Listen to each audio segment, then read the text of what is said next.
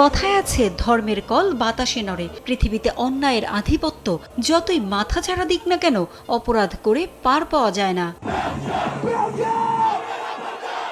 সিয়াটলের বাতাসে সমর্থকদের এ গর্জন যেন তারই জানান দিল আরও একবার। শীর্ষ ১৬তে স্বাগতিক যুক্তরাষ্ট্রকে বিদায় করে পুরো দুনিয়াকে সে বার্তাই দেওয়ার চেষ্টা করেন বেলজিয়ামের সমর্থকরা। বিশ্বকাপের রাউন্ড অফ 32-তে বসনিয়া হার্জেগোভিনার বিপক্ষে ম্যাচে লাল কার্ড পেয়েছিলেন যুক্তরাষ্ট্রের ফরওয়ার্ড ফ্লোরিয়ান বালোগান। শীর্ষ 16তে বেলজিয়ামের বিপক্ষে মাঠে নামার কথা ছিল না তার।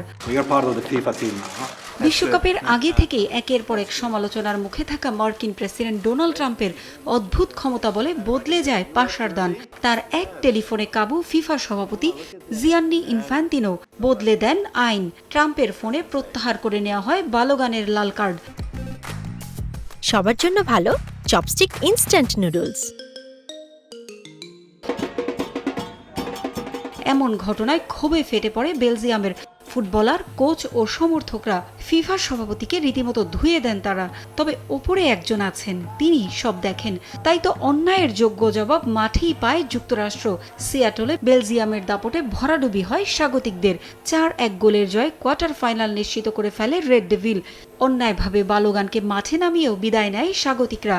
দাপুটে জয়ের পর ট্রাম্প ও ফিফা সভাপতির কড়া সমালোচনা করেন বেলজিয়ামের সমর্থকরা। এটা অত্যন্ত লজ্জাজনক ঘটনা। বিশ্বকাপে এমন ঘটনা কলঙ্কজনক অধ্যায় হয়ে থাকবে। এমন ঘটনা প্রমাণ করে ক্ষমতাবানরা চাইলেই সবকিছু পাওয়া সম্ভব।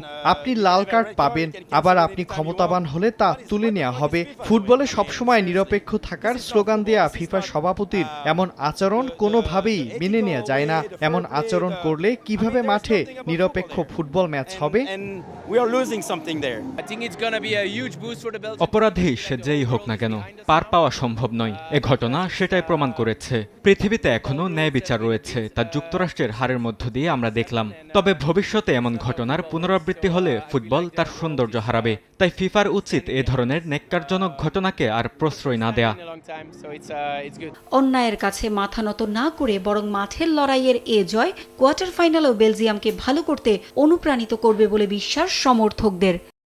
পারভিন আক্তার, সময় সংবাদ।